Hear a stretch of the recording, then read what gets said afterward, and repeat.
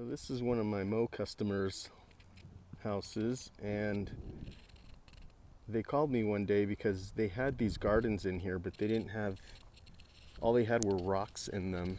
They didn't have any plant material or anything.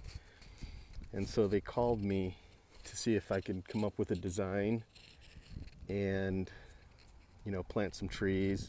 So I planted these trees in the park strip. Those two over there. I did it to match the other trees on the block so it would look good as people are driving in. And so yeah, it's really early spring still, so some of these plants haven't bloomed yet. So I may make a reboot of this once the plants start flowering and getting full color. So yeah,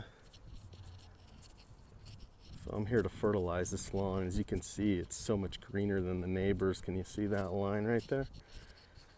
Big difference.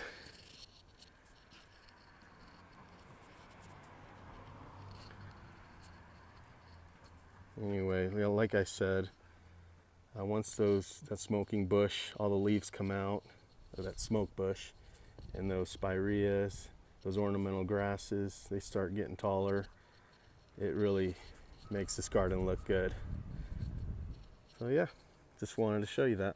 And I just wanted to point out that this Japanese maple is the focal point of this yard, and I was hesitant to pick the Japanese maple, but the homeowner actually, his hobby is to prune, or was before he moved here, and so he thought that he could take over the pruning duties of that, and he's been doing a really good job. Now when it does get fuller, it pops out really nice. Back here I planted these arborvitaes to create a shield or a screen from the neighbors into their backyard window. And then over in that corner I planted that sycamore tree. It's a really small sycamore tree, so it's gonna be a while before it gets full, but it's doing really good. I'm gonna wait another year, maybe even 2, to take off the stakes.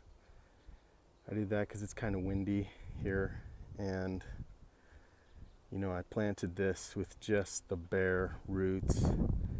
It didn't even have a container when I planted that.